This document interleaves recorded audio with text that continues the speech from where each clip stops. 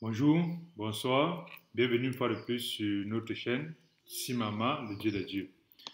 Nous méditons aujourd'hui sur quelque chose qui peut être malheureusement mal compris, mais qui est extrêmement important. Nous méditons sur le catholicisme. Nous ne méditons pas sur les catholiques ni sur les personnes catholiques, mais nous méditons sur le système catholique. Et pourquoi nous en sommes arrivés là? C'est parce que au fil du temps, ces dernières années, il existe une catégorie de personnes, d'influenceurs, d'enseignants qui, au lieu de prêcher le Christ, au lieu de prêcher la particularité de ce que Dieu a mis dans leur cœur, au lieu de prêcher même le catholicisme qu'il faut, ou dont ils pensent être le bon projet auquel il faut participer, au lieu de prêcher en fait le dépôt qui Dieu a mis en soi, que ce soit le catholicisme, le protestantisme, et ainsi de suite, ils prêchent en fait une sorte de clivage.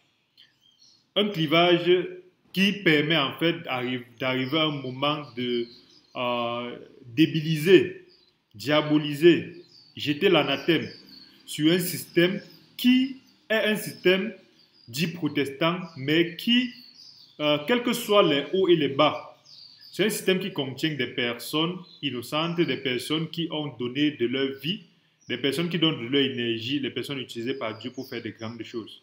Ça veut dire que ces frères du système catholique prennent un malin plaisir à distiller, au fil du temps et au fil des années, des idées préconçues, des idées fausses qui permettent à la fin de pouvoir faire l'œuvre de l'ennemi qui est de fracturer encore plus le corps de Christ.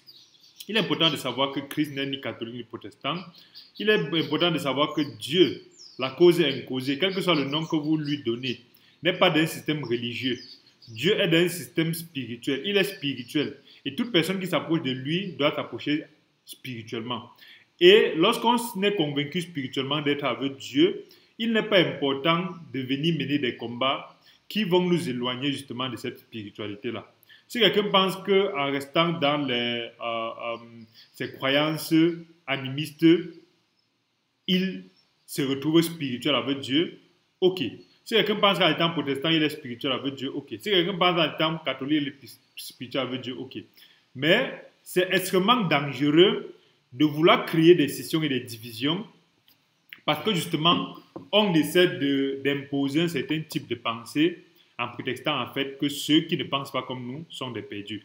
Alors aujourd'hui, je vais parler particulièrement du système catholique et je répète, je ne parle pas des catholiques, je ne parle pas des frères et sœurs qui sont dans une certaine innocence, dans une certaine ferveur, servent dans un système catholique. Je parle du système lui-même, je ne parle pas de l'individu. Moi qui vous parle, j'ai été catholique pendant très longtemps. J'ai été enfant de cœur et j'ai servi. Là, vous allez voir emblème. Et j'ai servi en fait dans une paroisse. Parce que justement, quand j'entre dans le catholicisme, c'est parce que dans le cheminement spirituel de l'être humain, on sait à un moment donné que ce dans quoi je suis, ce n'est pas en fait ça ne me remplit pas spirituellement. Peut-être humainement, on parle l'église, on parle la mosquée, on parle, mais on a une soif spirituelle. Et j'entre dans le catholicisme parce que justement, je pensais que le protestantisme, dans son aspect, dans l'aspect que je pratiquais, était en fait quelque chose d'un tonneau vide en fait. Ça ne me nourrissait pas spirituellement et je suis donc allé vers le catholicisme parce que je pensais justement que là-bas, avec l'aspect externe des piétés, je pensais que c'était mieux. Mais c'était juste une étape dans ce chemin-là que Dieu fait de nous. Et aujourd'hui, nous allons parler sur particulièrement de euh, pourquoi l'Église catholique pense qu'elle est vraie. Quels sont les arguments que l'Église présente pour penser qu'elle... Parce que dans cette série de plusieurs vidéos, nous allons parler justement des arguments qui permettent à l'Église catholique de penser qu'elle est vraie, au catholicisme de penser qu'elle est vraie. Nous allons parler aussi des guerres catholiques. Parce qu'en réalité, lorsqu'on ne connaît pas, on peut justement avoir des démisinformations. La pire des, le pire des mensonges, ce sont des demi-vérités. Ce sont des choses qui ressemblent à la vérité sans être la vérité. Et le catholicisme est le paroxysme de la guerre religieuse. Nous allons voir justement les hérésies, point par point, les hérésies qui font que le système catholique est un système qui devrait être totalement éloigné de toute personne qui veut grandir spirituellement. Nous allons voir justement la différence entre les catholiques et les protestants et nous allons à la fin voir c'est quoi un protestant.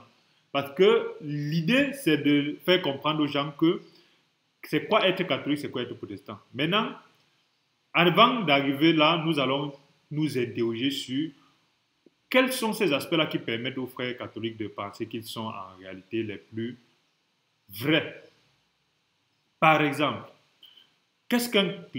c'est quoi le catholicisme? Le catholicisme, c'est un système qui permet aux uns et aux autres de structurer une organisation spirituelle autour d'un concept qu'ils appellent le concept des descendants de pape, de la succession apostolique.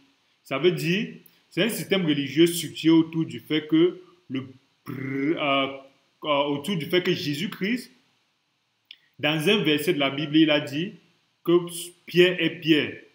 Peter s'efface. Pierre, il est Pierre et sur cette pierre, je bâtirai mon église. Alors, c'est un système bâti sous ce verset-là, permettant justement de s'agréger autour d'une personne qui s'appelle le pape, qui est en fait l'évêque de Rome, qui, selon le système catholique, selon le dogme ou la doctrine catholique, en réalité, il est, comme les autres qui l'ont précédé, jusqu'à Pierre, les successeurs de l'apôtre Pierre. Ça veut dire, il s'agrège autour des successeurs de l'apôtre Pierre. Mais nous n'allons pas faire forcément l'histoire du catholicisme, mais nous allons voir des éléments qui permettent. Pourquoi est-ce qu'ils pensent qu'ils sont en fait ceux qui sont les plus vrais? C'est parce qu'à la base, ils pensent, je dis bien ils pensent, selon eux, ils disent que le Saint-Esprit en réalité n'est pas divisé. Et que les protestants, parce que les protestants sont fracturés en des centaines de groupes, c'est impossible que chaque groupe ait le Saint-Esprit, parce que si chaque groupe avait le Saint-Esprit, ce Saint-Esprit-là ne devait pas permettre les divisions. C'est un raisonnement qui, en réalité, essaie de faire croire que, comme le catholicisme est resté agrégé autour du pape, sans être divisé, en fait, le catholicisme, parce qu'il n'est pas divisé, est plus vrai que le protestantisme, parce que le protestantisme est divisé. Et ce système-là permet en fait de dire tous ceux qui ne sont pas comme nous n'ont pas le Saint-Esprit vrai, parce que nous, au moins, nous n'avons pas été divisés. Et ça fait fi donc de tout ce qui a existé comme révélation spirituelle dans l'autre camp. Ça veut dire en face des catholiques, tout ce que Dieu a fait, tout le travail que Dieu a fait, toutes les manifestations du Saint-Esprit, toutes les puissances faites par ses frères et ceux qui ont donné de leur vie pour la prédication du nom de Jésus-Christ. En réalité, pour le catholique, tout ça, en fait, ce n'est pas vrai parce que eux, ils sont restés unis et ce n'est que ça qui prouve, en fait, qu'ils sont vrais. C'est une hérésie qui, en réalité, permet déjà de dire, tant que tu n'es pas comme nous, je te cautionne, mais tu n'es pas en réalité à mon niveau. Tant que tu n'es pas avec moi, je peux te rire avec toi, je peux te cautionner, mais en réalité, tu ne serais jamais comme moi. Un autre point, c'est en réalité de dire tous ceux qui acceptent les dogmes autres que ce que pense le catholicisme, ce sont des hérétiques. C'est eux qui ont créé en réalité le mot hérétique. Ce mot-là, le mot hérétique, veut dire quelqu'un qui choisit autre chose que ce qu'il devrait être choisi. L'hérésie veut dire le choix. Ça veut dire s'il y a deux routes et que tout le monde dit que la bonne route, c'est la route de gauche. Si tu choisis la route de droite, tu es hérétique. À la base, il n'y a pas de valeur de dire que la route de droite, là, est-ce que ça te satisfait? Est-ce que c'est la vraie route ou pas? C'est juste de dire que comme nous avons choisi la gauche et que tu as choisi la droite, tu es un hérétique. Même si nous choisissons la gauche pour aller en enfer, Tant que tu as choisi la droite, même si tu t'envoies aussi l'aveugle, tu es hérétique. Voilà des éléments qui permettent donc justement à l'Église catholique et au système catholique de pouvoir prendre les autres de haut en pensant justement qu'ils ont la vérité parce que Dieu les a parlé à travers Pierre et que les autres n'ont pas la vérité parce qu'ils ont choisi autre chose. Ça veut dire, lorsqu'on met sur pied un mécanisme où le système catholique, nous allons voir les hérésies catholiques, ces hérésies-là, lorsque ils vont définir que les statuettes de Marie, c'est une façon bonne, excellente d'adorer Dieu, toute personne qui choisit que non, je ne suis pas d'accord parce que dans la parole de Dieu, il dit tu n'adoreras pas les statuettes, tu ne te positionneras pas des statuettes. Le catholique va te traiter d'hérétique. Pas parce que, en réalité, c'est toi qui dis le vrai, c'est toi qui es dans la vérité. Parce que tu dis ce que Dieu a dit dans Deutéronome, de ne pas servir les images, mais lui qui sert les images, tant que tu ne fais pas comme lui, il te traite d'hérétique. Donc voilà le deuxième point qui nous permet de dire, pour eux, puisqu'on est divisé, on n'a pas le Saint-Esprit, ils sont unis dans le Saint-Esprit. Voilà pourquoi ils sont vrais. Deuxième point, c'est tout ce qu'on choisit qui est contraire à ce qu'ils ont défini comme vrai, c'est de l'hérésie. Et pendant des centaines d'années, ils ont brûlé des êtres humains qu'ils appelaient des hérétiques.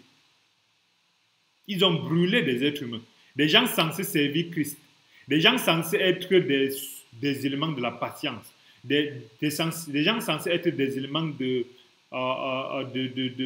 l'amour, les gens censés être des disciples de la parole de Dieu faite chair. Ils ont brûlé d'autres êtres humains parce qu'en réalité, ces êtres humains-là n'étaient pas d'accord avec leur point de vue et ces êtres humains-là étaient donc considérés par ricochet comme des hérétiques. Ces éléments-là, en fait, nous donnent des métriques de réflexion de ce système-là. Un autre point extrêmement dangereux de ce système, c'est de dire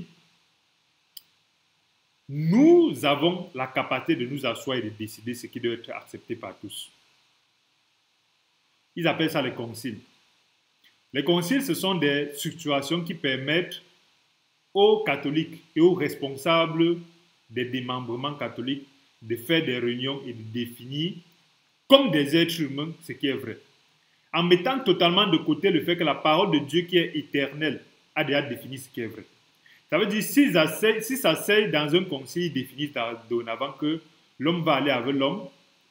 Dès qu'ils sortent de là, cet élément-là est incrusté dans la doctrine catholique.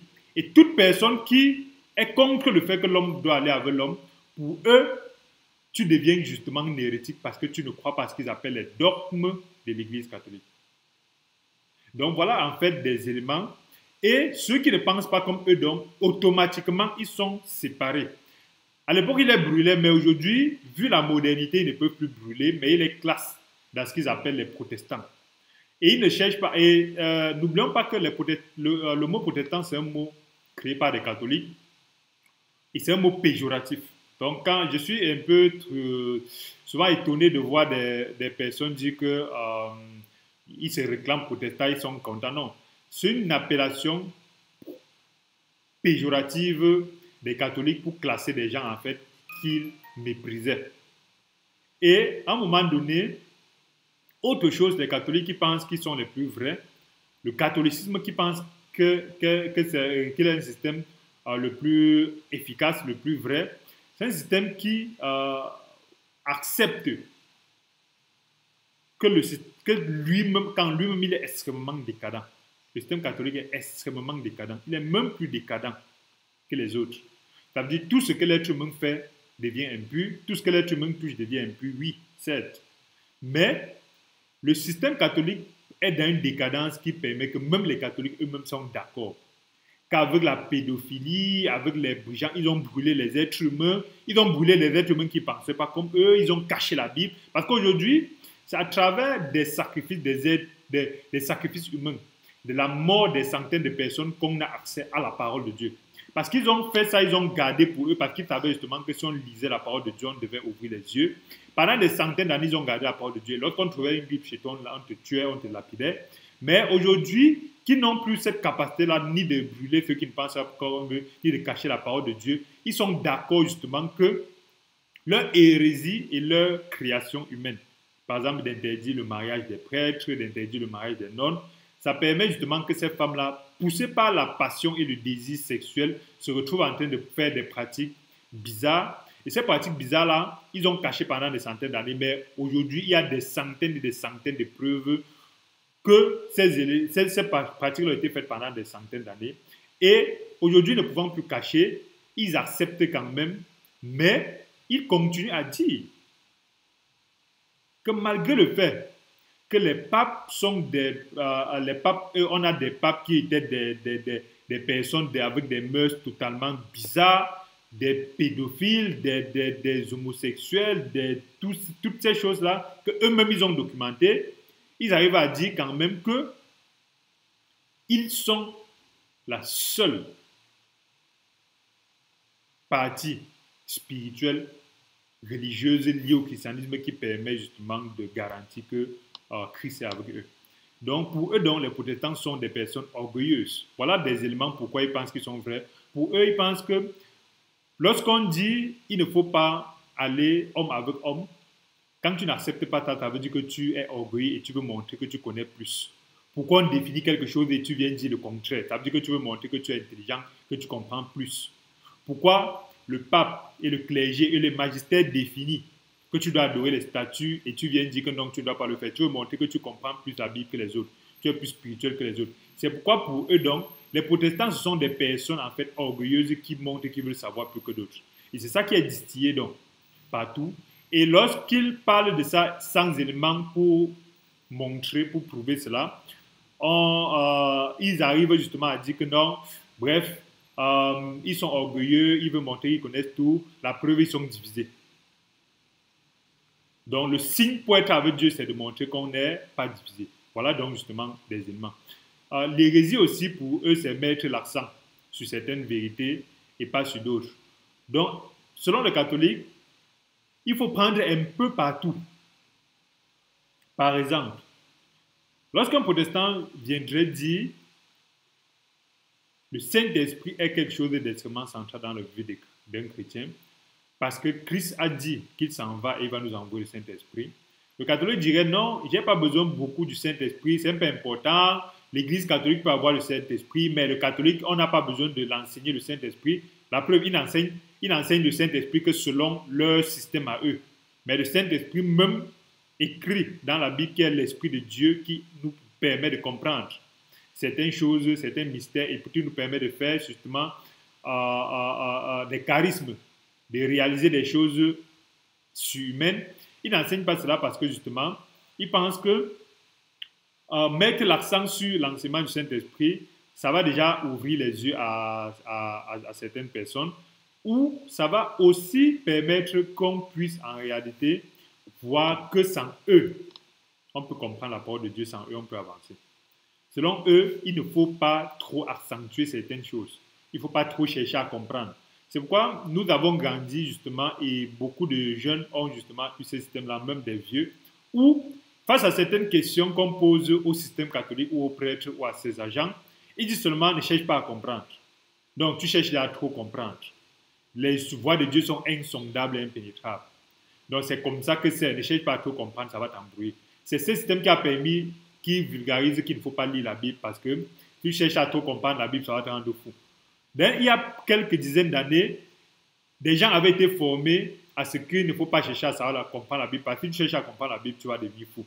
Aujourd'hui, que la modernité a fait que ces éléments hérétiques-là ne puissent plus être parlés, ils cherchent d'autres mécanismes de diabolisation de tout ce qui n'est pas comme le système catholique le définit. Donc, pour eux, les protestants, par exemple, sont fondés par des hommes. Le protestantisme est fondé par des hommes. Et comme c'est fondé par des hommes, ça veut dire que c'est faux. Or, la différence chez eux, c'est quoi? Vous êtes fondé par les hommes. Par exemple, ils vont dire que Martin Luther, c'est un homme. C'est lui qui a fondé le protestantisme. John Wesley, c'est un homme. Telle personne qui a fondé tel courant protestant, c'est un homme. Telle personne, c'est un homme. C'est pourquoi, en tant qu'homme, ils vont forcément se perdre et se tromper. Mais lorsque tu leur dis, mais vous êtes catholique parce que vous dites être fondé par Pierre, être structuré autour de Pierre. Déjà, que c'est une affirmation gratuite. Deuxième chose, c'est que supposons que vous êtes fondé autour de Pierre, mais Pierre lui-même c'est un homme. Ils disent que non, Pierre est particulier parce qu'en plus d'être un homme, Jésus-Christ a dit que tu es pierre, sur cette pierre, je formerai mon église. Or, c'est sur la réponse que Pierre a donnée qu'il fonderait son église, ce n'est pas sur Pierre. Ce verset, lorsqu'on lit ce verset, justement, c'est parce que c'est en français que ça a été mal structuré. Ils ont changé. Lorsqu'on lit, Jésus pose une question à Pierre. Il lui dit, vous, qui pensez-vous que je suis? D'autres disent, tu es le Messie, tu es Élie, ainsi de suite. Mais Pierre, il dit, tu es le Fils de Dieu. Et Jésus dit, tu as bien répondu, sur cette révélation que tu viens de dire, je fonderai mon église. Ça veut dire, je fonderai mon église sur la base de toute personne qui affirme que je suis le Fils de Dieu. Je ne fonde pas mon église sur quelqu'un qui pense que je suis un grand prophète, comme le pensent les musulmans ou je ne sais pas qui. Que quelqu'un qui pense que je suis un grand homme de Dieu, je suis un grand homme de peace and love, Non, sur la révélation de toute personne qui arrive au niveau de comprendre et d'accepter que je suis le Fils de Dieu fait chair, alors je fonderai mon église. Et sous ce prisme-là, voilà le verset qui a été détourné par le système catholique pour justement définir qui descend de Pierre. Aucunement il ne descend de Pierre. Et à un moment donné, une autre chose qu'il prône pour pouvoir toujours détruire autres personnes qui ne pensent pas comme eux, c'est de dire que les doctrines protestantes sont trop fracturées. En réalité, lorsqu'ils empêchent qu'on puisse avoir une voix dissidente dans le catholicisme, ça veut dire que tous ceux qui sont dans le catholicisme acceptent tout ce qui est défini par la hiérarchie ou par le magistère. Et quand tu n'acceptes pas, soit tu te tais, soit tu sors. Et quand tu sors donc, ils disent que toi qui es sorti, tu es devenu protestant. Et si vous êtes 10 à sortir pendant 100 ans, parce que vous n'êtes pas d'accord, vous êtes en fait des personnes qui, si vous étiez resté dans le catholicisme, vous deviez être 10 branches du catholicisme qui pensent différemment. Mais quand vous êtes sortis, ils vous expulsent et ils disent que vous êtes des hérétiques, des protestants. Et ils sont les premiers à dire que vous 10 qui êtes sortis, vous êtes en fait fractionnés. Parce que si vous n'étiez pas fractionnés, vous deviez être justement la preuve que en fait, vous n'êtes pas, que vous êtes dans le vrai. Ça veut dire une maison, dans un parti politique, on n'accepte pas les différences de point de vue. Et on a 100 personnes dans le parti qui, pendant 50 ans, arrivent à trouver des points divergents. Au lieu de les laisser et arranger pour qu'on puisse avoir 100 points divergents dans le parti, on les expulse et quand on les expulse, on les taxe de rebelles. Et quand on les expulse, on dit justement que la preuve qu'ils ne sont pas des bonnes personnes, c'est parce qu'ils ont en fait, ils sont divisés en 100. Les 100, ce sont des 100 partis internes au parti. Donc voilà des éléments qui les permettent de dire justement que Luther, c'est un orgueilleux. Mais Luther était un catholique.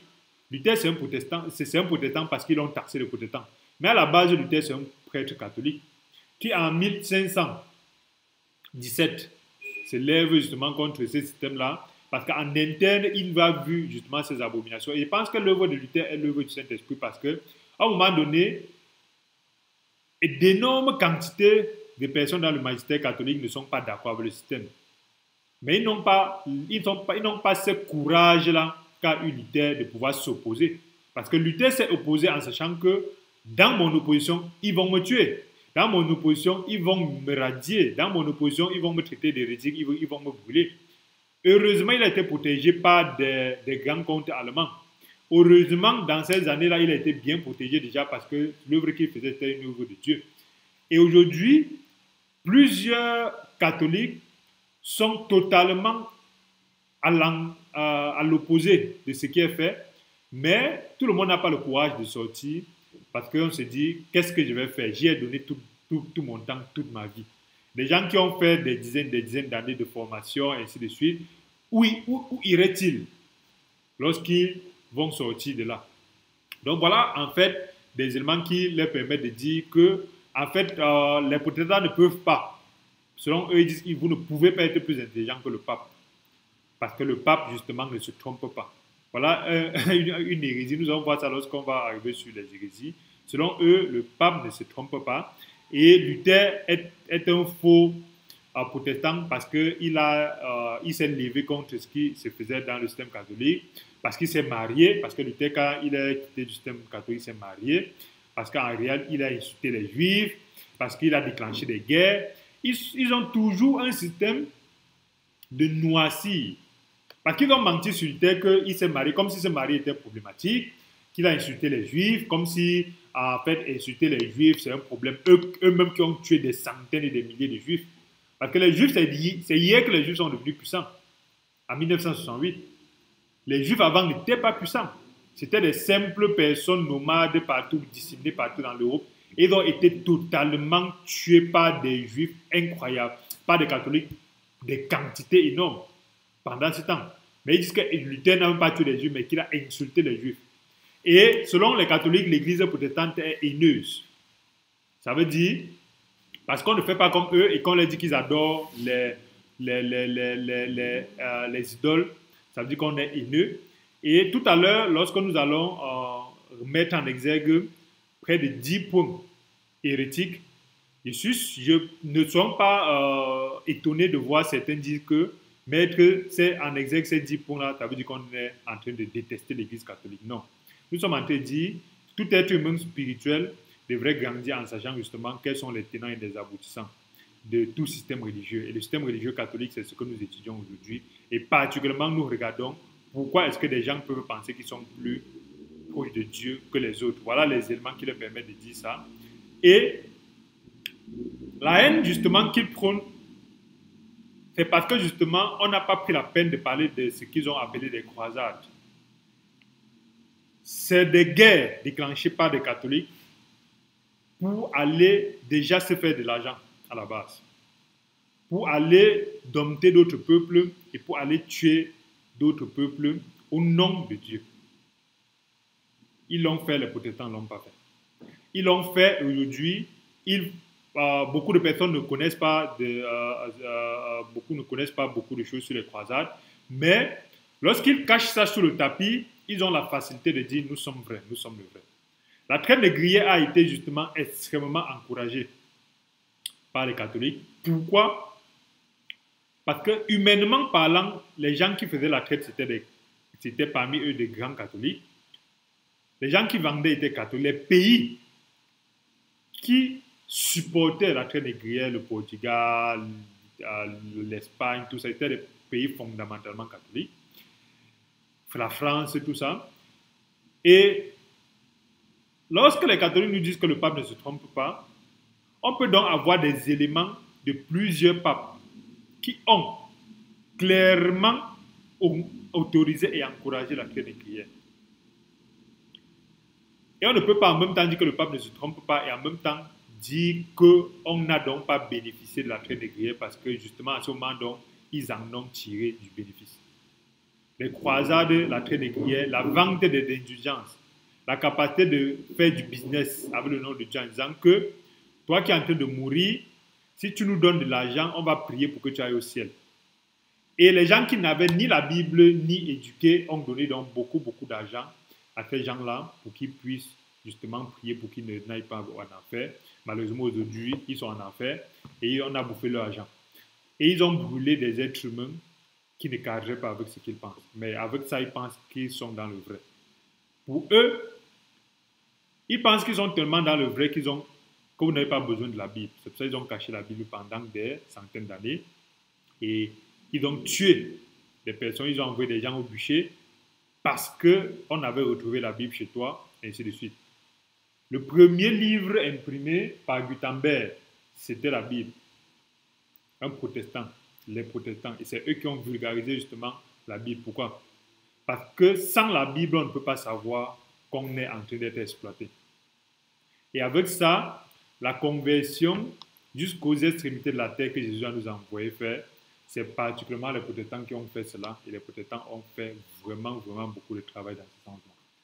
Et il est important donc de regarder ça et de voir que plus tard, nous allons voir les différences entre ces deux groupes, nous allons voir les particularités, nous allons voir les points, nous allons voir les points particuliers qui permettent aux uns et aux autres de pouvoir tempérer certaines positions, de pouvoir voir la méchanceté de certains systèmes religieux, de pouvoir voir la tromperie, de pouvoir voir aussi cette capacité de regarder la paille qui est dans l'œil de l'autre en oubliant la poutre qui est dans notre œil. Merci d'avoir écouté cette première partie sur les tromperies qui permettent au système catholique de penser qu'elle est plus vraie que les autres. Merci. N'oubliez pas de vous abonner si cette vidéo si ce n'est pas encore fait. Ça nous ferait plaisir de partager et ça peut aider une personne. Merci et à bientôt.